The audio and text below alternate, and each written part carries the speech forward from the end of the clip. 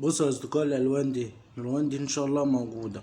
دي لون دم غزال. ايه الحلاوه دي؟ ايه الطعم ده؟ خصله وخصله، شعريه صفرة نحاسي. شوف الشعر عامل ازاي يا جماعه.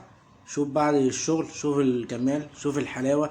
فرق بين الاسود والاصفر. ايه الحلاوه دي؟ شفت المحكوشه دي؟ ايه الحلاوه دي؟ ايه الجمال ده؟ ايه الطعامه دي؟ الوان، جميع انواع الصبغه موجوده باذن الله. ان شاء الله اتطورنا وبقينا نعمل عن جميع انواع الصبغه بالاكسجين. ايه الحلاوه دي؟ ايه الطعامه دي؟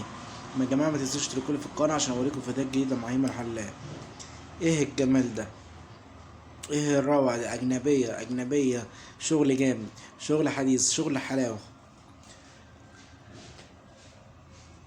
الشغل بيكلم نفسه. ايه الحلاوه دي؟ ايه الحلاوه دي؟ اللايكات بقى يا جماعه عشان اوريكم كل يوم الجديد باذن الله مع هيما الحلاق. لايك ومتابعه عشان اوريكم جديد. ولو عاوزين اي حاجه اكتبوا لي في التعليقات وانا هرد عليكم على طول باذن الله. شغل جديد مع هيما الحلاق. شايفين الشغل؟ الشغل بيكلم نفسه يا جماعه. اي لون ان شاء الله باذن الله اعمله.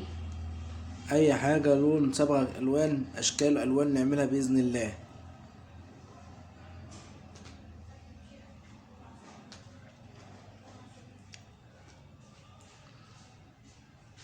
يا سلام.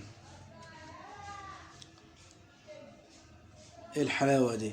لايكات بقى يا جماعه، لايكات